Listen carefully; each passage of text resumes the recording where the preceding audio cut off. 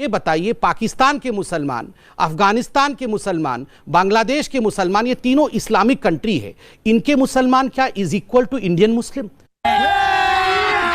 अभी मजा आएगा ना। आपको पता है पाकिस्तान का पहला प्रधानमंत्री कौन था?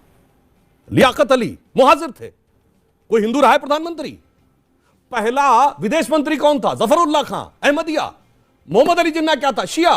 तो भाई ये तो वहां का सत्ता संघर्ष हो गया कि जो वहां सत्ता में थे दूसरों ने उनको हटा दिया और इस्लाम की एकता के नाम पर बने मुल्क की हकीकत सामने आ गई जब 2 नेशन थ्योरी 3 नेशन थ्योरी में बदल गई। ये छेड़ा गया क्योंकि इस देश के अंदर नफरत और डर की राजनीति हो रही है। पर अभी आपने बोला कि आपके यहाँ एक मुस्लिम औरत आती है जो चाहती है कि भारत में उनको नागरिकता मिले, यानी भारत में डर तो नहीं है? नहीं, भारत में डर तो नहीं है एक कौम के लिए। देखिए, मैं ये कह रहा हूं उनके रिश्तेदार यहां पर हैं, अब वो बुजुर्ग हो गई तो उनके भाई ने उनको यहाँ बुला लिया।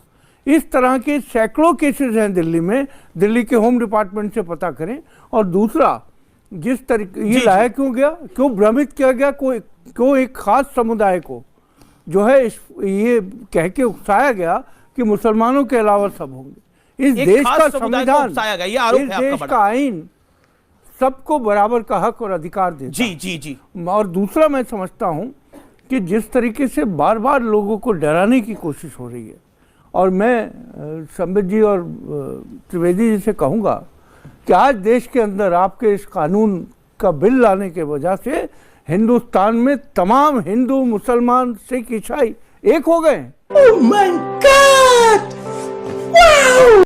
आज नौजवान जो सड़कों पे यूनिवर्सिटीज और कॉलेज से निकल के चल रहा है वो किसी धर्म जाति की बात नहीं कर रहा, वो अधिकारों की बात कर रहा है, वो संविधान की बात कर रहा है। मेरे पास तस्वीरें भी हैं, गुमराह वो भी दिखाऊंगा। लेकिन आप एक कौम के विरोध में काम कर रहे हैं, आरोप नंबर 1। आरोप नंबर 2, आपने लगाया कि आपने डर पैदा कर दिया है। देखिए, पहली बात है, हारून यूसुफ जी बहुत समझदार व्यक्ति हैं, 3 बार मंत्री भी रह चुके हैं, हिंदुस्तान के संविधान को जानते हैं। इन्होंने कहा कि भारतीय जनता पार्टी ने एक समुदाय के नाम को छोड़ दिया और यह हिंदुस्तान के मुसलमानों के खिलाफ है। आप मुझे यह बताइए, पाकिस्तान के मुसलमान, अफगानिस्तान के मुसलमान, बांग्लादेश के मुसलमान, ये तीनों इस्लामिक कंट्री है, इनके मुसलमान क्या is equal to Indian Muslim? अभी मजा आएगा ना भिड़ो। मुझे आहत होता है ये बात सोचते हुए कि बार बार आप इंडियन मुस्लिम को क्यों इन इस्लामिक कंट्रीज के मुसलमानों के साथ कंपेयर करते हैं? क्या कहा गया है इस बिल में? इस बिल में कहा गया है ये तीनों इस्लामिक देश हैं, यहां पर इस्लाम के नाम पे प्रताड़ना नहीं होती है, माइनॉरिटीज पे प्रताड़ना होती है। इसलिए इन देशों के माइनॉरिटीज को, जो कि यहां ऑलरेडी 31 दिसंबर 2014 के पहले या उस दिन तक आ चुके हैं, उनको हम नागरिकता देंगे। ये बार बार भ्रम फैलाते हैं कि हम वहां से माइनॉरिटीज को ले आएंगे, भविष्य में ले नहीं आएंगे। 31 दिसंबर 2014 और राहुल गांधी तो उत्तर प्रदेश चले गए थे, करे संविधान की रक्षा के लिए जहां जाना पड़ेगा जाएंगे। देखिए, उनको एक ही डिक्शनरी, कमलनाथ सड़क पे उतरे हुए हैं। बिल्कुल, वो सब उतरे। देखिए, अभी सुधांशु भाई ने एक बहुत बड़ी बात कही, उन्होंने कहा आओ मिलके दिया जलाएं।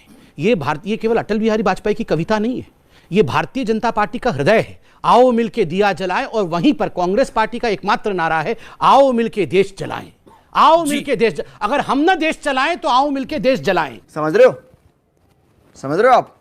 समझ रहे हो जी? अगर गांधी परिवार देश नहीं चला रहा है तो इससे अच्छा है कि देश जला दे। ठीक है। अच्छा, मैं एक सवाल पूछ के अंत करता हूं। जी क्विकली, फिर जवाब। 4 लोग हैं, लड़ाई झगड़े वाला डिबेट भी नहीं है, अच्छी डिबेट चल रही है। मैं एक सवाल पूछ रहा हूं कि आप बताइए, क्या इन तीनों इस्लामिक देश में, पाकिस्तान में, अफगानिस्तान में, बांग्लादेश में, यहां पर जो माइनॉरिटीज हैं, हिंदू हैं, सिख है, बौद्ध हैं, पारसी है, ईसाई हैं, इनके ऊपर प्रताड़ना होती है या नहीं होती? गया सुधांशु जी बहुत विद्वान हैं, संबित जी बहुत ही प्रखर प्रवक्ता हैं। सवाल अफगानिस्तान का नहीं है, सवाल बांग्लादेश और पाकिस्तान का नहीं है, सवाल इस भारत की संस्कृति, सभ्यता और तमाम परंपराओं का है। उपनिषद की उद्घोषणा है, अयम निजे परोवेति गणना लघु चेत साम उदार चरितनांतु वसुधैव कुटुंबकम। पूरी वसुधा के अंदर जो भी व्यक्ति है वो हमारा परिवार है। क्या भारत इतना संकीर्ण है? भारत इतना छोटा हो जाएगा कि 2-4 मुसलमान आ जाएंगे, 2-4 ईसाई आ जाएंगे तो उन्हें हम स्वीकार नहीं कर सकते? ये बात कहां की कर रहे हैं आप? सवाल इस बात पर खड़ा होता, आप कह रहे हैं, एक तरफ कह रहे हैं गांधी ने यह कहा था। अरे गांधी ने क्या यह कहा था कि मुसलमानों को छोड़ देना? गांधी ने कहा था जो शरण मांगे भारत का फर्ज बनता है कि उसे शरण दे, उसकी रक्षा करे। गांधी ने यह कहा था।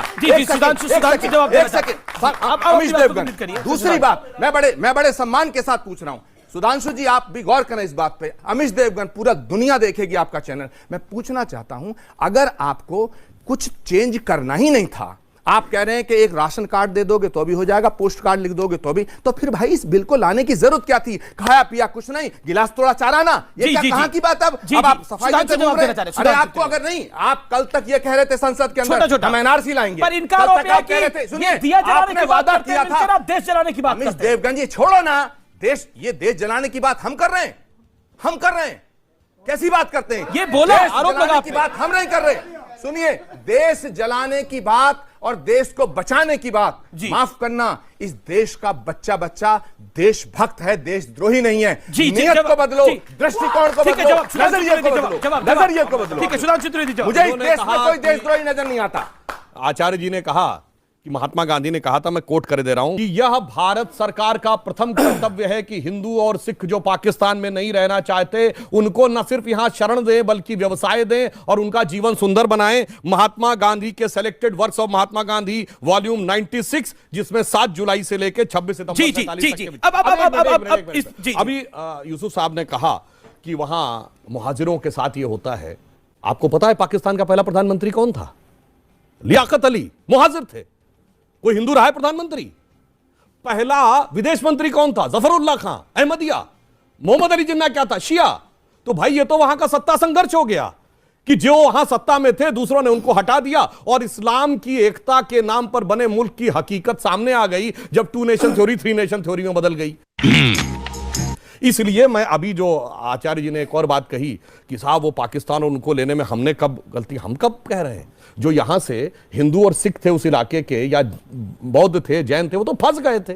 जो मुस्लिम थे, भारत में 2 प्रकार के मुस्लिम थे, एक जो महात्मा गांधी के भारत के साथ यहां रहे और दूसरे जो जिन्ना के साथ वहां गए। वो कह के नहीं गए, उन्होंने कहा लड़ के लेंगे पाकिस्तान, छीन के लेंगे पाकिस्तान, तोड़ के लेंगे पाकिस्तान, और फिर भी हम चलो देने को तैयार हैं। अगर आपको एक मजेदार बात बता देता हूं, हम सबने गाना सुना है ना, हम लाए हैं तूफान से कश्ती निकाल के। उसकी आखिरी लाइन क्या थी? बरसों के बाद फिर उड़े बादल गुलाल के। ठीक इसी की नकल पे पाकिस्तान में गाना बना था कि हम लाए हैं तूफान से कश्ती निकाल के, इस मुल्क को रखना मेरे बच्चों संभाल के। और उसकी आखिरी लाइन थी बरसों के बाद फिर उड़े परचम हिलाल के।